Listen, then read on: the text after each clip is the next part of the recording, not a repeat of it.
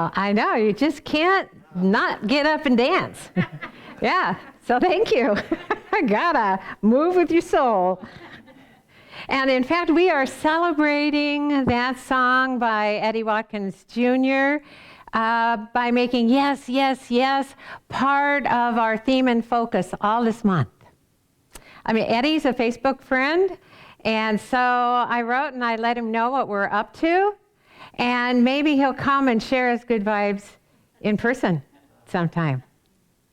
So this month we are considering all the ways that we can consciously and intentionally say yes, yes, yes to the life we want to live, to a life that brings us happiness and health and satisfaction and peace and love. Rupert Spira wrote, "Love, peace, and happiness are inherent in the knowing of our own being. In fact, they are the knowing of being. They are simply other names for ourself." When we say yes to feeling good about life, to feeling good about being ourself in life, we are saying yes to our true self, our true being. Yes to that Holy One, that precious, beautiful Holy One that God has created as the very expression of love and peace and happiness. There's not anyone anywhere in this whole world that is intentionally saying yes to less. Every one of us is a spiritual being wanting life to be good. It's just the way we seem to go about it that causes life to seem to be not so good. As human beings, we may want different things, but as spiritual beings, not one of us wants bad things. It's just that often in our unawareness, in our ignorance of our true self, we unintentionally say yes to less. So today we'll also be considering how we may unintentionally say yes to experiences that we don't want, to unhappiness, unhealthiness, dissatisfaction, and conflict with each other that pinches us off from the very love that we are together. When we believe that others are keeping us or someone else from experiencing good, we often turn our attention to them and try to make them make things right. Usually by doing what we want them to do and behaving as we want them to behave and making the choices that we want them to make. Forgetting or unaware or ignorant of the fact, the truth, that what appears outside of us to all of us begins inside of each of us with what we believe to be true about ourselves and life. When we individually take care of our thoughts so that what we're thinking feels good, we live in the divine flow of life that makes things right before our eyes. We no longer need to try to control anyone else or what happens outside of us, because we know when we feel one with the flow of life within us, that it is taking care of us and all of creation around us. Abraham Hicks tells us, you have no business whatsoever attempting to control even one condition of your life. What you're wanting to control is your position in the stream. The stream will take care of the conditions. How we individually go about achieving a good life makes all the difference as to whether we experience a good life or not. As we said last Sunday, it is not possible for us to push things we don't want or don't like away from us. Because in pushing against those things, we're saying yes to them with the attention that we're giving them. We're inviting what's unwanted to stick around a while so that we can ponder what we don't like about it, so that we can count the ways we resent it and fear it and blame it. As long as we pay attention to it, we're vibrationally sending out a come as you are invitation for it to come into our life. Now, we say it so often, it seems needless to say it again, but I will, because it seems no matter how many times we say it, we seem to often forget it. We live in a spiritual, vibrational environment that we call the universe, that responds to the spiritual, vibrational emissions of all that are alive within it. That's us. Us individually, us collectively, as a planet, as a world. Like attracts like, whether we like it or not. Like attracts like, whether we remember that it does or not. And it's nothing personal. The universe responds naturally to the God-ordained nature of existence with the law of attraction that governs it. Through the law of attraction, what we focus on in our mind becomes the life we experience in the world. No one can think our thoughts for us, and every thought is a prayer. We're free to pray for every good thing to come into our life and into the world. But unless we allow a way for it to come through us, it will seem to us not to be here. We call this teaching New Thought, not because it teaches anything that hasn't been taught in some way since the beginning of our human experience on earth,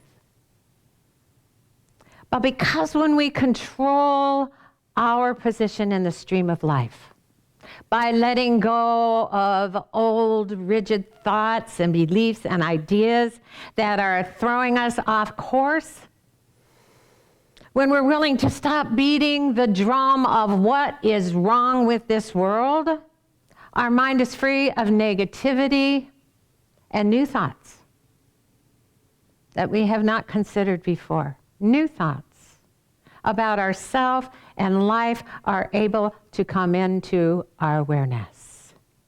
That's why what Paul wrote in the book of Philippians over 2,000 years ago is still powerful today. He wrote, "Whatsoever things are true, whatsoever things are honest, whatsoever things are just, whatsoever things are pure, whatsoever things are lovely, whatsoever things are of good report, if there be any virtue and if there be any praise, think on these things. It's important for us to notice whatsoever we be thinking in every moment. Whether we're alone in a room or we're watching TV, especially the news, whether we're having a conversation with someone, whether we're out in the world engaging and encountering people that we know and people that we don't, we're inviting whatsoever is on our mind to come into our experience. If we're thinking on those thoughts that have any virtue and any praise, then our thoughts are inviting something good. And when we feel good, our attention is drawn to all the good things around us. Good is always, always there, no matter what, because there is no spot where God is not, and God is love. And since life is love, love is everywhere life is. If we're there and we're alive, there's love present.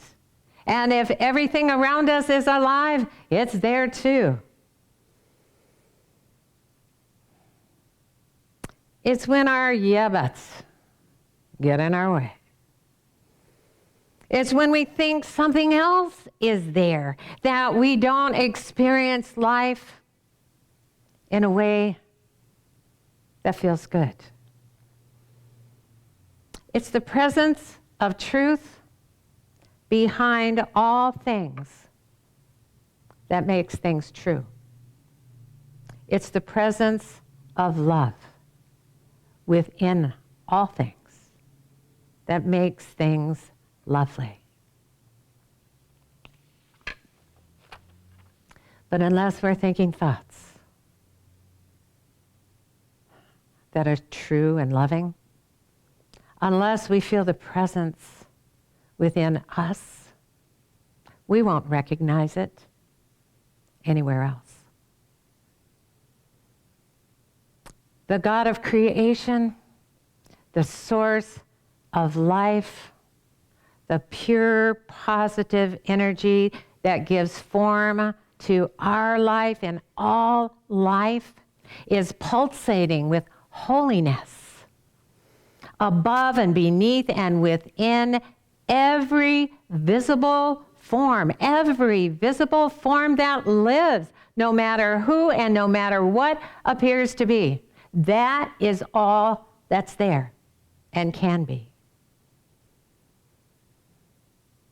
So often we observe things in our personal life and in the world, or we hear things through the media that seem to give us good reasons to think other than virtuous thoughts.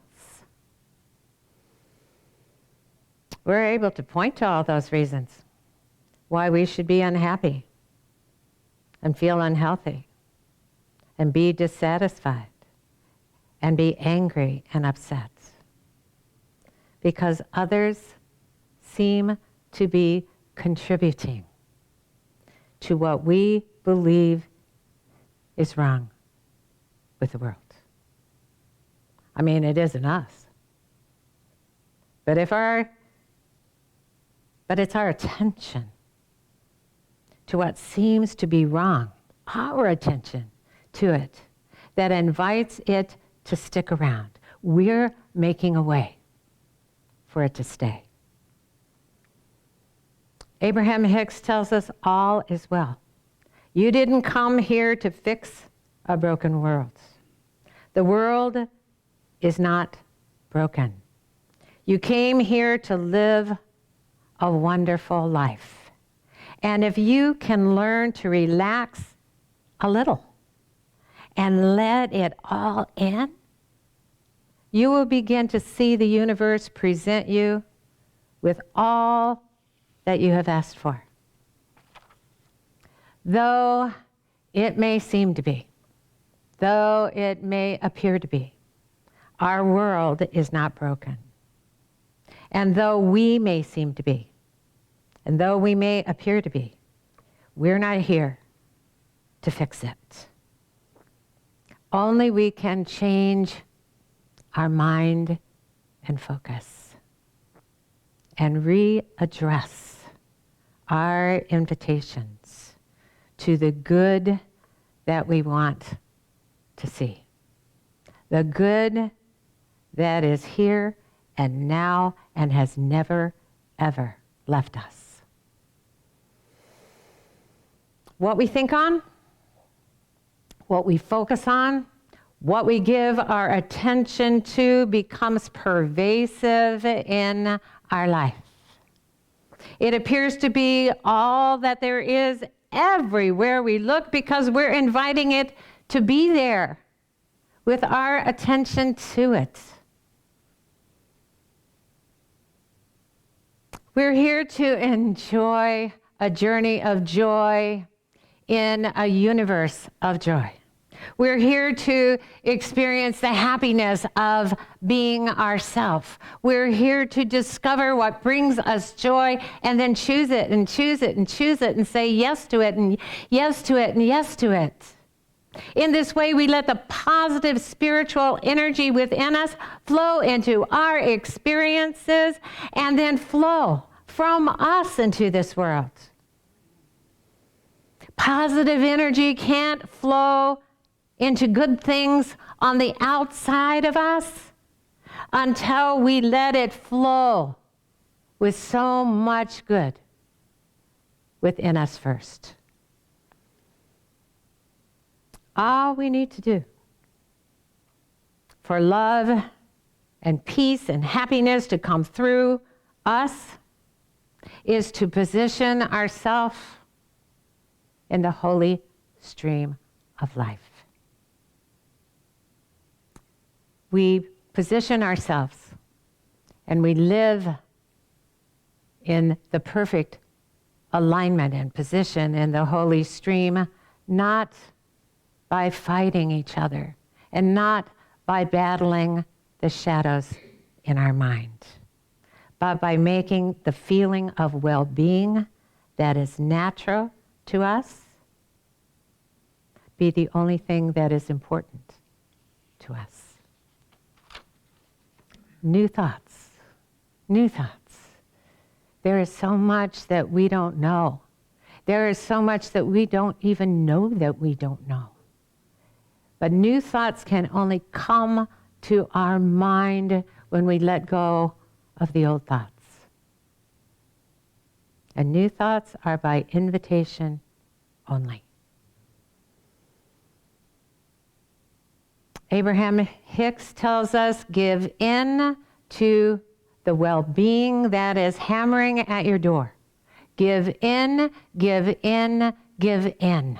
Say yes, say yes, say yes to all of the goodness that is surrounding you and wanting to show you evidence of itself. Start looking for the evidence of well-being. It is pervasive. It is all around you. Now, giving into well-being is a moment-to-moment choice. I mean, sometimes it's way easy to feel good. And sometimes it's not so easy. But we can increase our desire to feel good by first knowing that it's there to feel, no matter what. We can decide each morning to invite well-being into our life simply by desiring a good day. Just saying, this day, I want a good day. And then our attention to feeling good about our day and each moment, our attention to looking for the good that we desire all around us is the same as inviting a good day into our experience. We can do that one day at a time. Love, peace, and happiness are qualities that are inherent in each of us. They are simply other names for ourself and the self we share. And we can invite them in anytime we choose to be our individual self-expression in life. Namaste.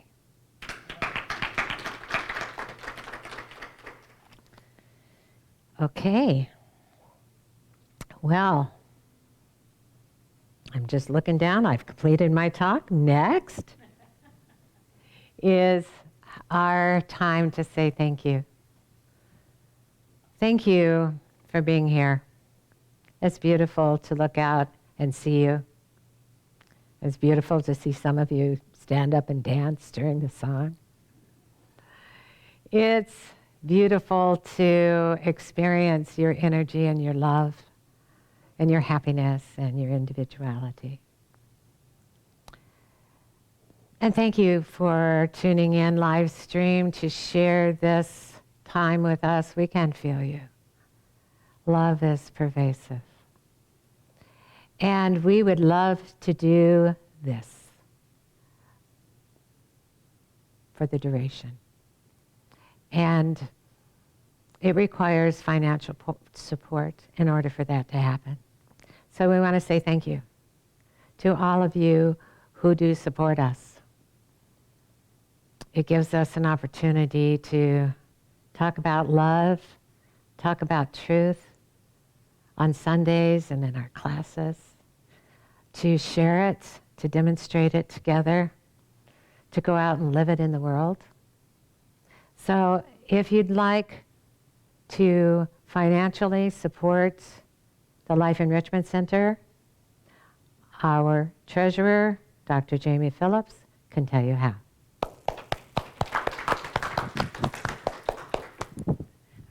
Good morning. Good morning. Okay, here's how. Pay attention. If you are watching this live stream, either today or sometime this week, you can donate directly on Facebook. Our address on Facebook is facebook.com/Life Enrichment Center, and hit the donate button. You can donate on our website, lecflint.com. Just hit the donate button there, and it will take you to PayPal where you can donate. You can donate directly from PayPal, which our email address at PayPal is lec2512@gmail.com. Or you can send us a check, and our mailing address is Life Enrichment Center, P.O. Box 321-294, Flint, Michigan 48532. Thought I was going to be stumped, but I wasn't. And if you are in the sanctuary today, we're going to do a gratitude offering, and our gratitude offer will be coming forward, and we're going to listen to Daniel Namad and Nemo Patel singing Grateful, followed by Reverend Stephanie doing a gratitude prayer. Thank you so much.